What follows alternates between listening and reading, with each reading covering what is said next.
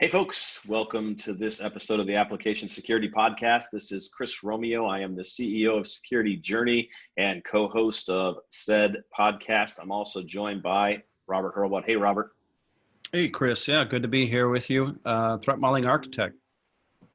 And we're going to talk about content security policy, which, Robert, you were advertising that you were a semi-expert, which I'm not really sure what that would mean, but... Yeah, well, not quite advertising, but I've dabbled in it a bit, enough to know how it works and set it up and test it, at least for my own site, maybe a couple others, but I'm very interested in learning more about it. And so, you know, probably like me, enough to be dangerous, which is That's a it. lot of things in my career. And so we're joined by Neil Matatall today. And Neil, we're going to jump right in with our first question for you. Our audience always loves to hear how people got into security. So what is your security origin story, Neil?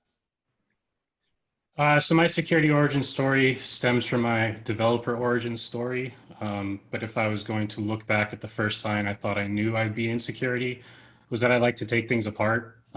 Anytime some electronic equipment would break or become obsolete or whatever, my parents would give it to me and I would disassemble it to see how it worked.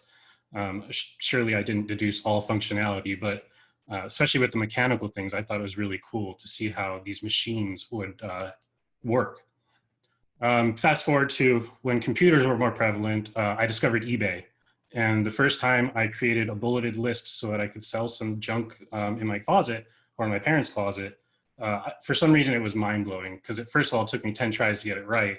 And then when it finally rendered, I thought it was a beautiful thing.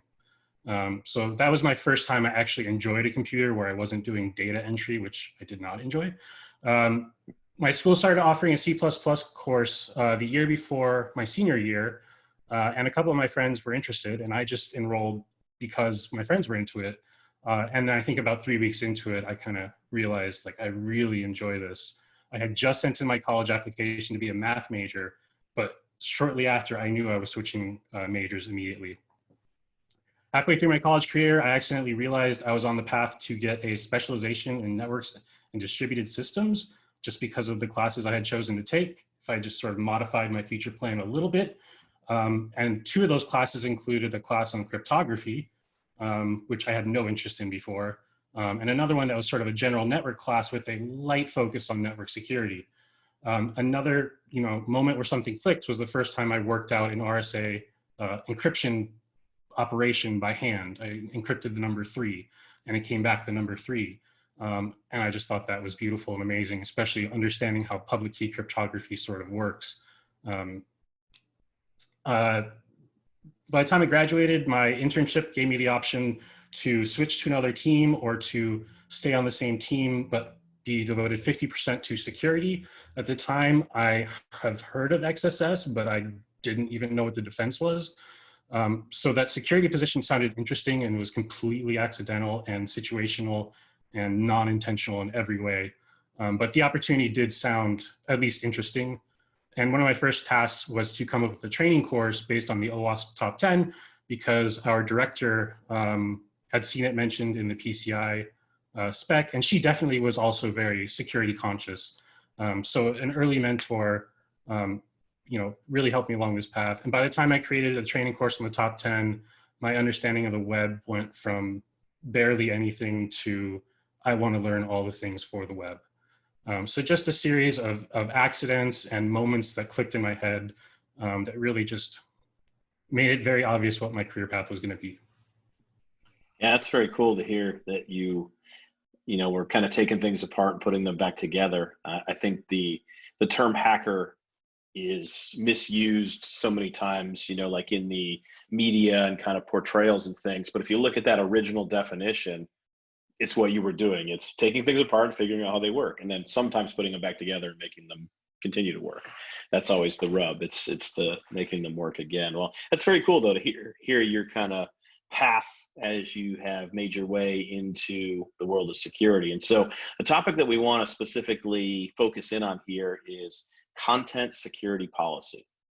Now, some people are probably shaking right now. They're a little bit afraid because they may have dabbled in content security policy and then quickly they dipped their toe in the pool and then turned around and ran away from the pool because it was something that it seems like it's misunderstood. But I think the value of it is so worth understanding because it can make such a big difference. And so when we're talking about content security policy from your perspective, I mean, what is content security policy? Just to skip the question for a second, I just want to be very clear in everything I say that while I have successfully done CSP in many environments, it is mostly because of what other people did. So if I talk about it and it seems like I'm making it seem easy, maybe it was a little easier for me than many others. But to get back to content security policy, it is an HTTP response header, or it can be used as a meta tag in limited form. Its primary purpose is to govern what resources can load on a given page or what sort of content can execute in the context of a given page load inside of a browser. It was developed over at Mozilla in 2008, I think. It was sort of a successor to the NoScript browser extension, which would allow an end user to specify what JavaScript can run. We would disable trackers if there was a particularly sketchy, bulletin board site, maybe you just don't want any JavaScript, but it was up to the end user to apply that. And so CSP kind of brought it to the application administrator. It was announced at AppSec USA in 2010. I was at that event. I had a chance to talk to the people who built it. And my first question was, how difficult is it to retroactively apply? Their answer was maybe discounting how hard it is. So time passed and WebKit, which was what Chrome was running on before Blink, implemented CSP, but they did it differently.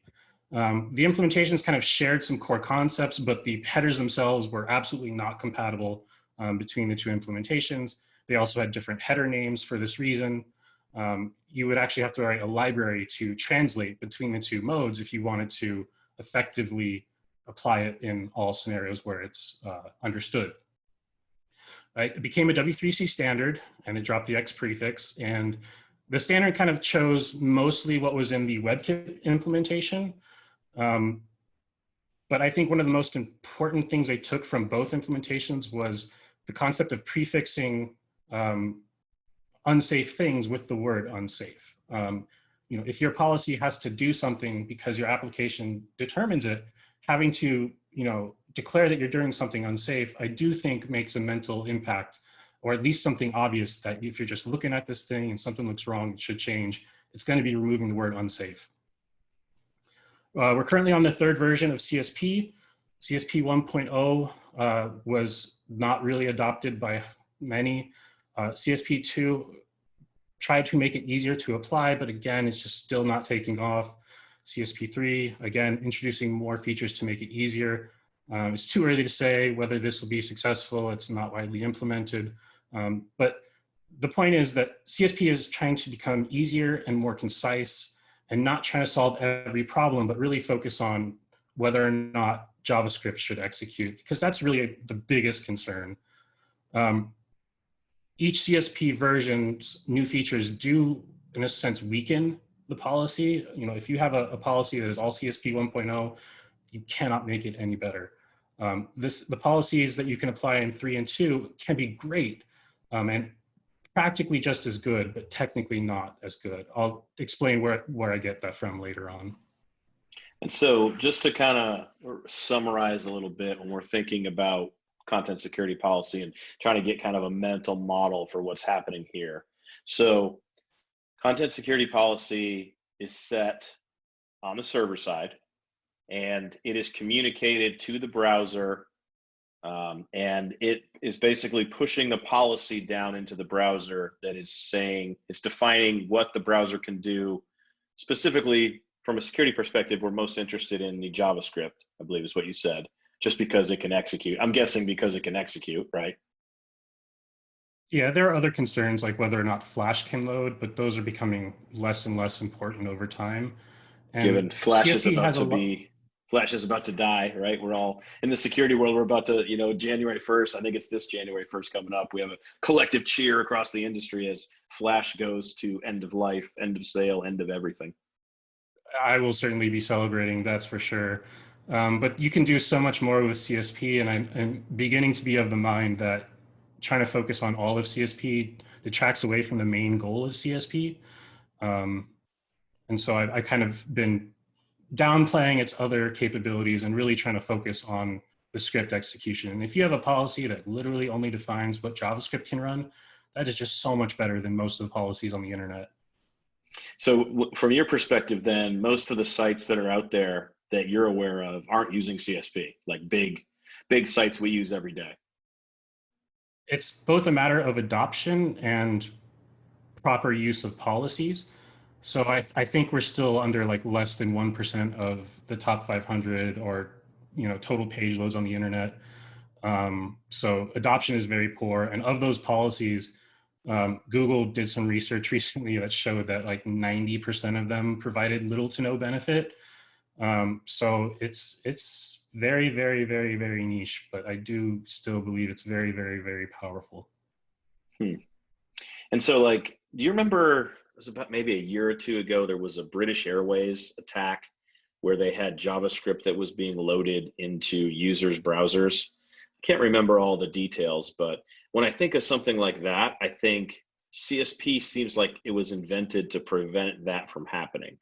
Because I think the attackers polluted the JavaScript somehow and then got that JavaScript to execute in the user's browsers. I think they were crypto mining, if I remember correctly. But I think that's, I mean, when I think of CSP, that's the use case for CSP though, right? Is to prevent things like that from even being possible. Exactly. That is one of the many threats that it attempts to address.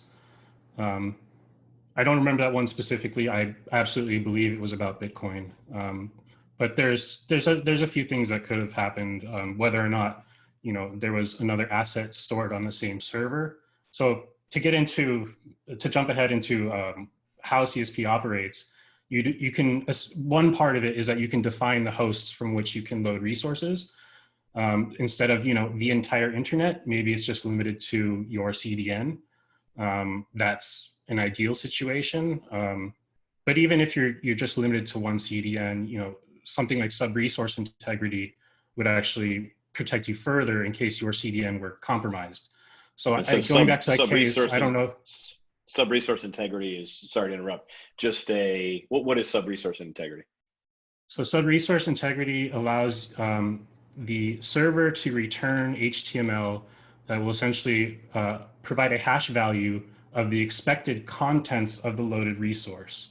So when you go and you deploy your app and you build your bundle, you compute all the hash values for the content that you are going to be then pushing up to your server. And so you're saying, give me this JavaScript file and it better match this checksum or else I'm not going to load it. So even though you specified just my server, even if your server was compromised and they changed the JavaScript underneath you, you're still probably safe. So the browser's smart enough to check that, to check those two Actually, values. this came up recently. The Twilio instance where someone had swapped the JavaScript underneath to add probably a Bitcoin miner thing. I don't think CSP would have stopped that attack. I don't want to, I might be misspeaking on that one. I don't think they were loading JavaScript from an external source, but they had instead modified the JavaScript they expected to serve. So resource integrity would have helped. Okay, so I interrupted when we were in the middle of talking about kind of you know, how this actually works. And so you mentioned resources. When you say resource, you mean like a JavaScript file, for example, is a resource. JavaScript file, image, CSS file, XHR request. All kinds the list goes on and on. Yeah. So I mean, should I get into that part of the? Yeah. So let's keep going on kind of how this is working. So we've talked about kind of, you know, you've talked about some of the kind of categories and things, but let's get into the nitty gritty of how it actually works.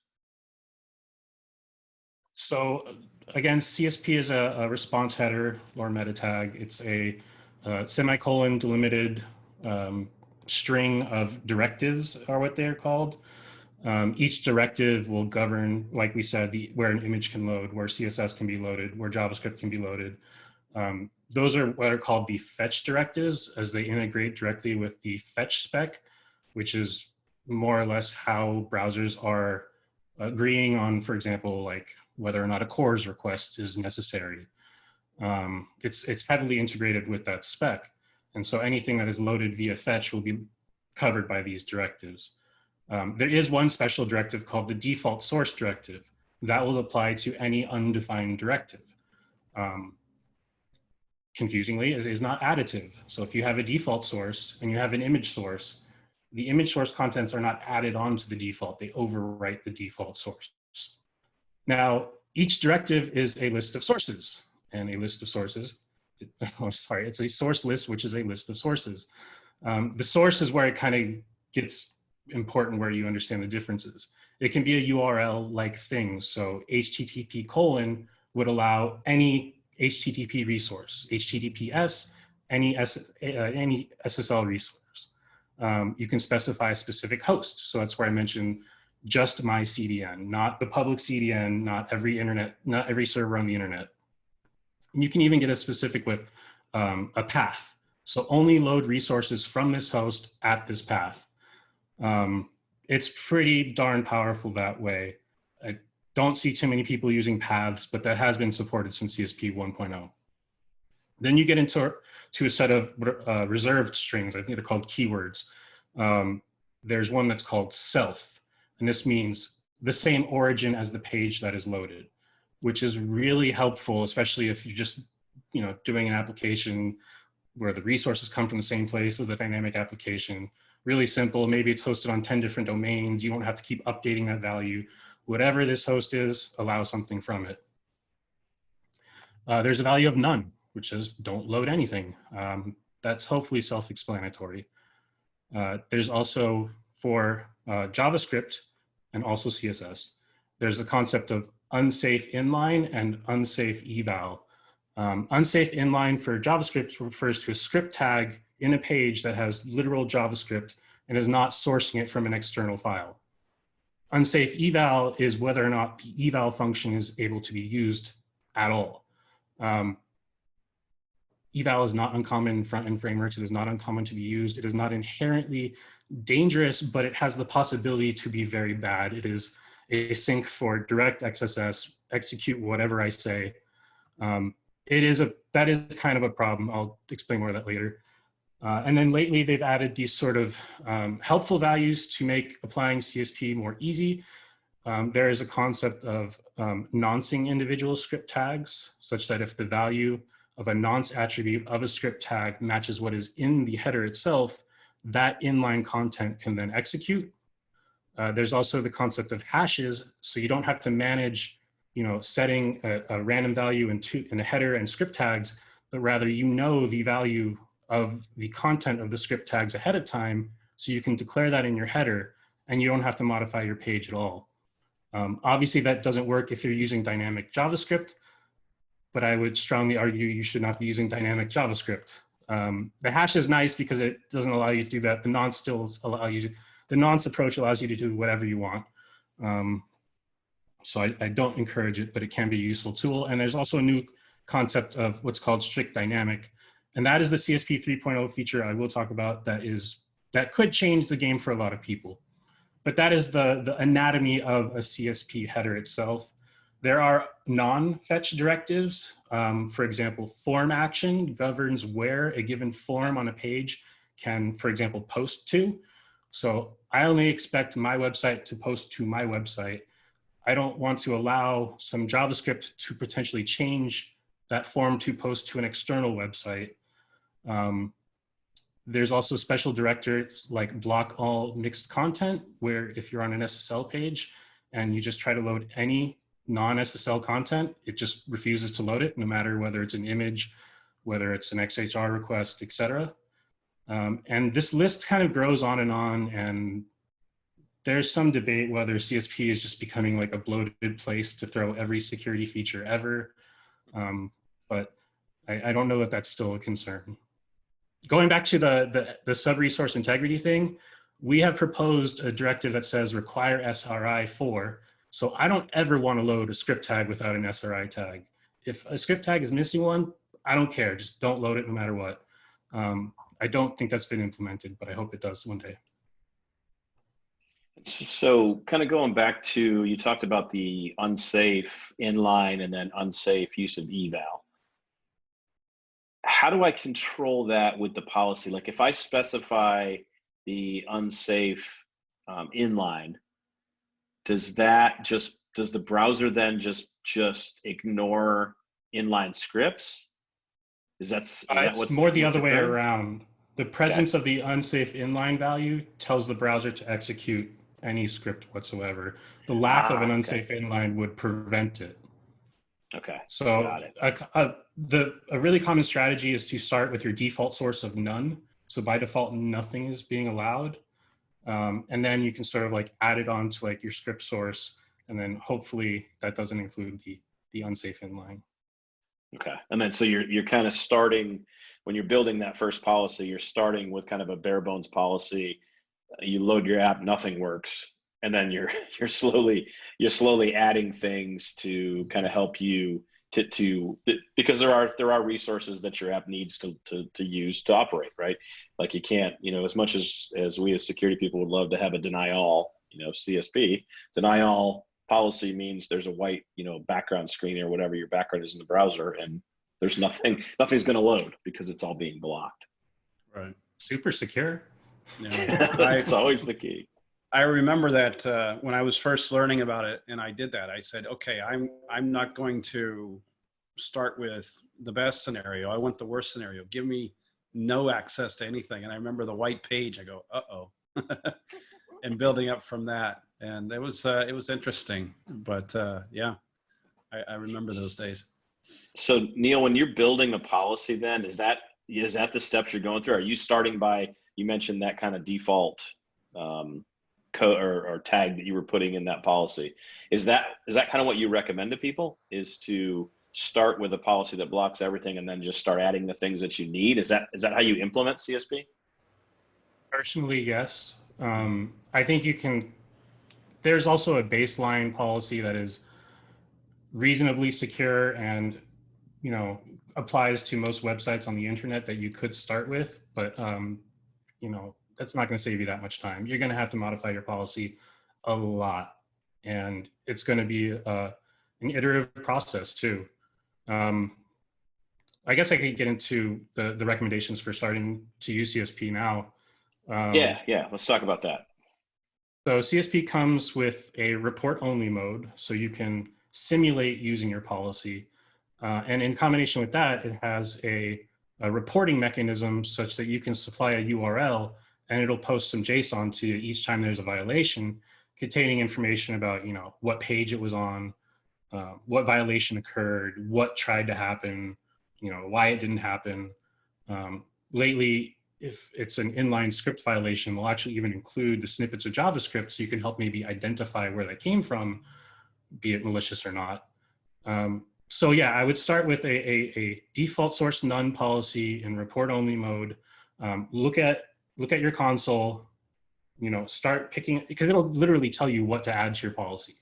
The console will tell you. So just do whatever it says, with some reasonable expectation that your browser isn't compromised or riddled with browser extensions, or your website is not currently, hacked.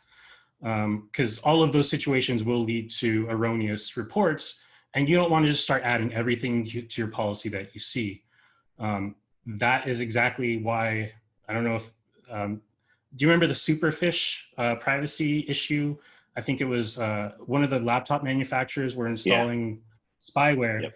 Well, the way that manifested was it did something in your browser. And so a lot of people who are managing CSP saw these violations and they go, oh, Superfish, I don't know what that is, but sure. And so myself included ended up enabling this attack when we actually could have maybe put a dent in it. So I think, just crawl your site, try to hit the deepest, darkest corners of your website, modify your policy as you go along. I think it's okay to be like a little generous for your first time. Some policy is better than no policy.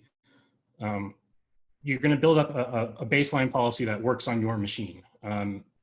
There are browser extensions that allow you to modify and iteratively build your policy. One of them is called Casper for Chrome.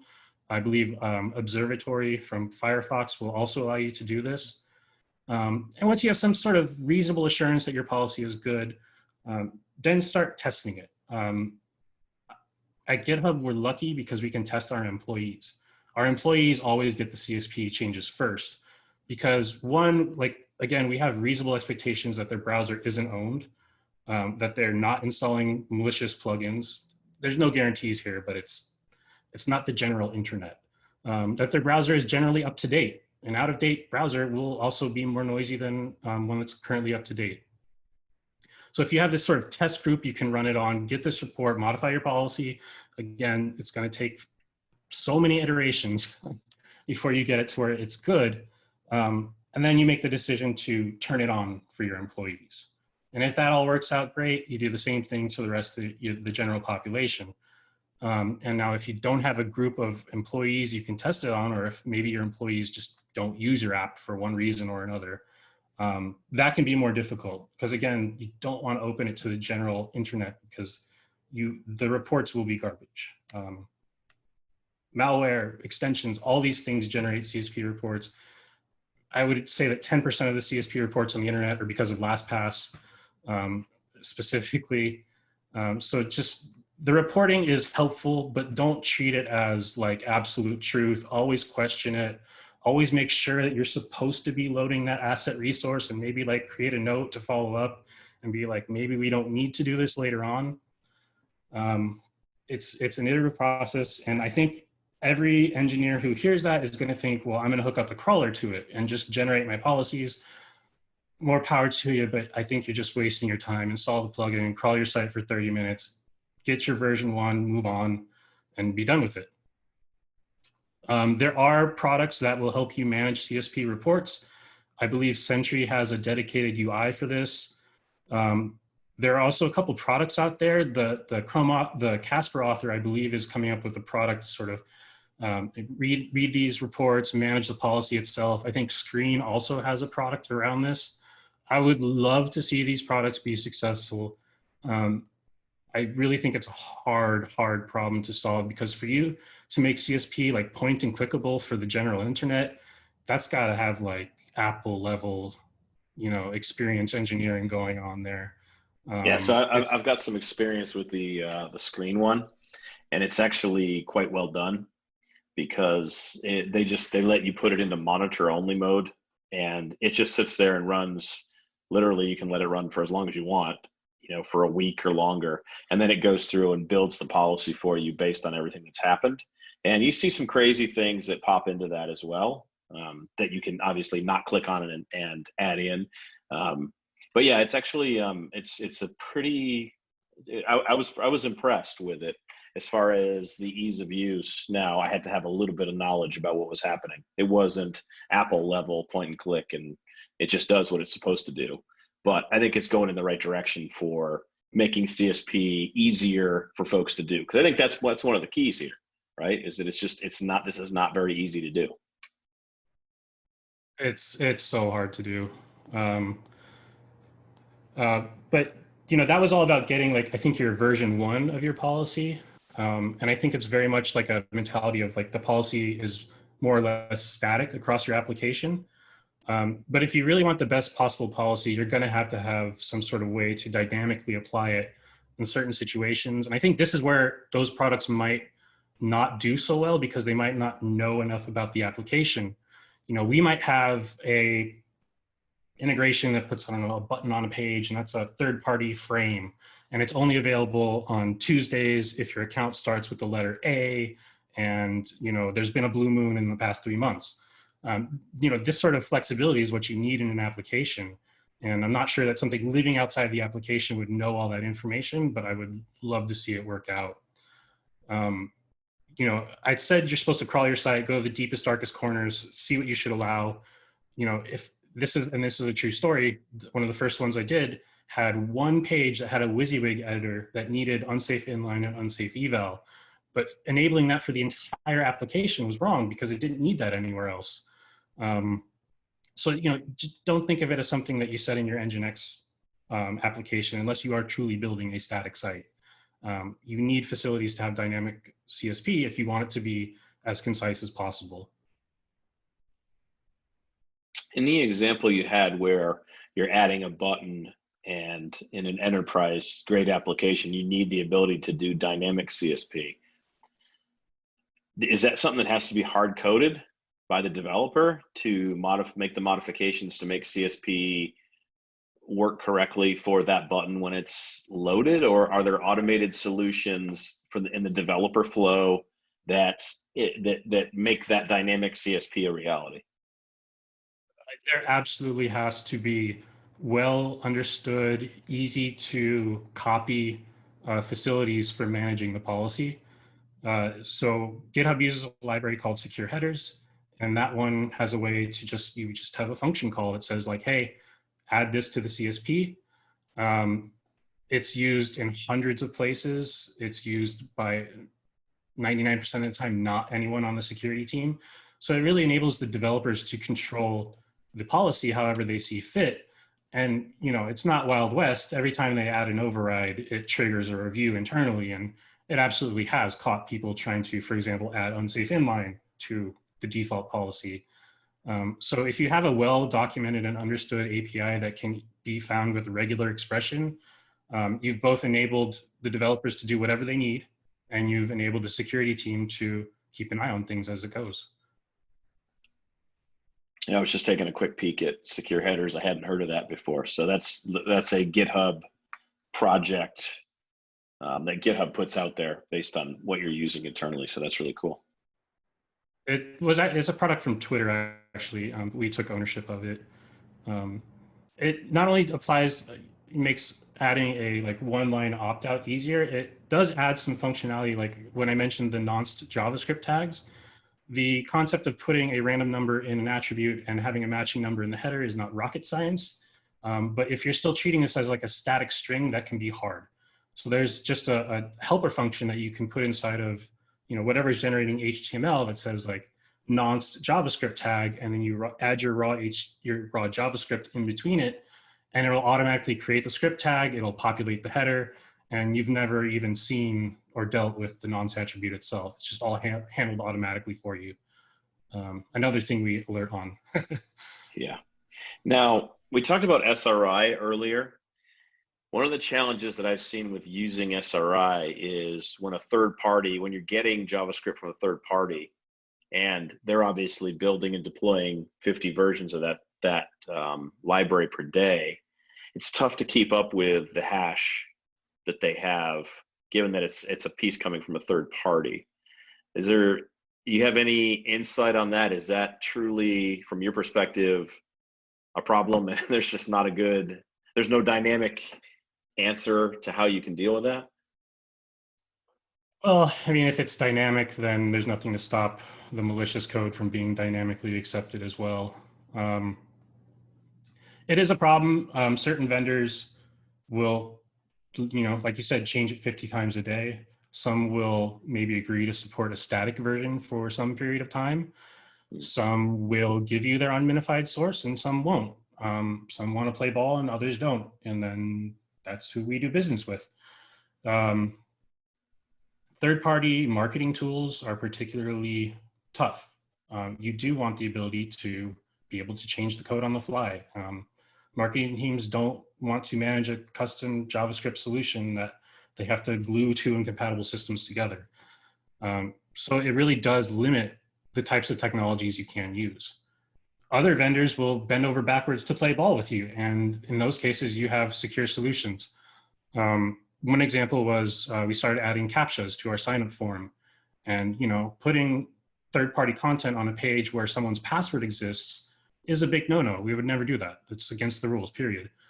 But if the vendor is willing to build a post message API so that you could then create framed content on your domain that hosted their framed content that you could communicate to with post message, then you've effectively sandboxed the third-party code. That third-party code even required the use of eval, and we said, that's fine, it's in a frame, no problem. We're not worried. So we mentioned secure headers as one potential resource. Are there any other, I know you mentioned Mozilla, are there any other resources that you would direct people to that are listening to this and they're thinking, I feel like I know a little bit about CSP, maybe as much, and I know enough to be dangerous, like Chris said earlier. But what other places would you send people to that are thinking, I want to know more about CSP? So the Secure Headers library lists out other libraries that have similar functionality that cover practically every framework or language. So if you want a tool, I would suggest checking one of those out. I feel that Twitter is a great place to get CSP information. Mike West is a great follow. Kodo, I can't remember their whole handles, or Lucas Weichelbaum. A bunch of Google employees are really tweeting about the forefront of CSP and where it's going. So that's a good way to sort of keep up with the current news, but there's certainly no shortage of content going deep into CSP. I think Scott Helm had a pretty good explanation of it. I think Troy Hunt also did an article on it. Great way to get your feet wet with these sort of things. And Scott Helm had I think it's still out there, secureheaders.io, I think. Is that still there, that test site? I think so. Yeah. Yeah, that's the one that will analyze your policy and tell you about maybe things you should focus on not doing. It'll call out unsafe inline and dock you heavily for that. Right. I remember using that a lot when I was building mine. Yeah, I think it's a cool tool. I think there's been at least 5 or 6 of them that have been built. I think Mozilla also built one. I think it's really useful. If we can take the word unsafe and make it a red unsafe, that matters. Definitely. So, Neil, one other thing we wanted to ask you about, you had been telling us about an initiative to bring remote workers back to Hawaii. And so, as I understand, that's where you call home. And so I'd love to hear more about this program you're working on.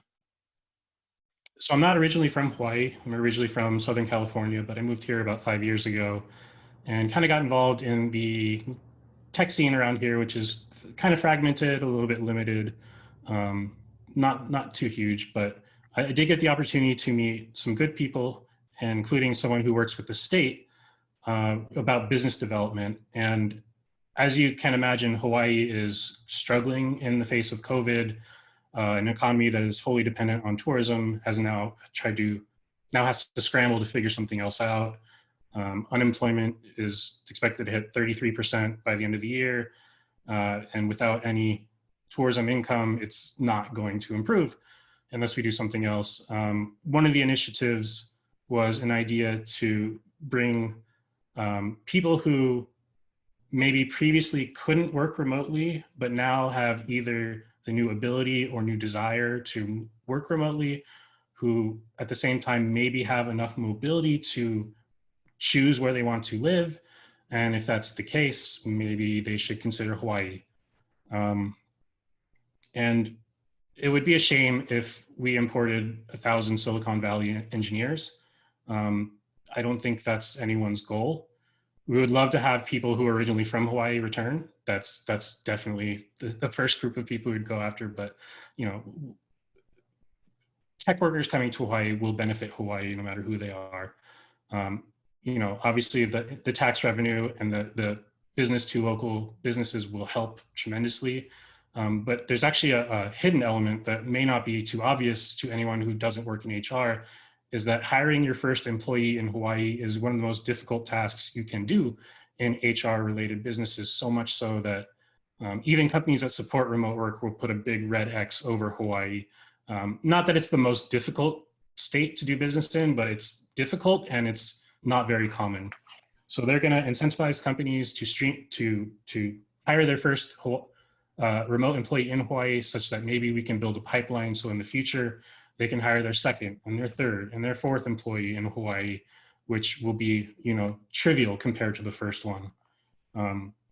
So companies like GitHub and Microsoft that already have employees here, that's easy. They can move. But for other companies, it's not trivial, and we want to make that easier. We want to encourage it. We want to encourage these people to give back as well when they get here. Start a tech community, train up your neighbors, get involved with the schools, throw a coding class together, just really help grow a tech scene that's going to help diversify Hawaii's economy. Great. Thanks for sharing that with us and for sharing it with our audience as well. As we think about kind of the end of the conversation here, any particular key takeaways or perhaps a call to action you might have for our audience so they can get out and do something as a result of this conversation?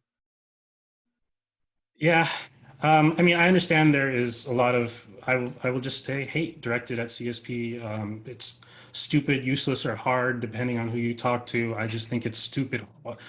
Excuse me. I just think it's stupid hard. GitHub is at a place with our CSP where we don't even think about it anymore. I haven't made a change to the policy in probably 4 years now. It is an afterthought. We do not worry about it. We're confident that our policy is good, won't be modified underneath our feet without it, triggering alerts. And it provides us so much protection that we've even said publicly that like XSS isn't really a big concern for us anymore. We're actually more concerned that you can inject an official looking link where it's not supposed to be than whether you can generate a console violation. And having that sort of certainty, along with a certainty that technologies like SRI bring, it's like, I don't worry about the things that a lot of people worry about, or I don't worry about them as much. If someone were to find an XSS vulnerability, it would be like, well, we'll get to it. Like CSP's got our back. We're not too worried about it. And that's just a feeling that I don't think a lot of people get to have. And that's, I think, why I appreciate it so much is I don't worry about these things anymore. I have guarantees about my application. I have assurances. I know how my application behaves. And that is powerful. Yeah, definitely. So thanks, Neil, for joining us today and sharing your knowledge and experience, both in content security policy and also for sharing your thoughts on this remote worker initiative for Hawaii. So it was great to have you here as part of the show, and we definitely want to bring you back in the future to talk about security at scale, because I think you've got some unique experiences there that I would love to hear some of the stories of security at scale. So Neil, thanks for being here with us. Thanks for having me.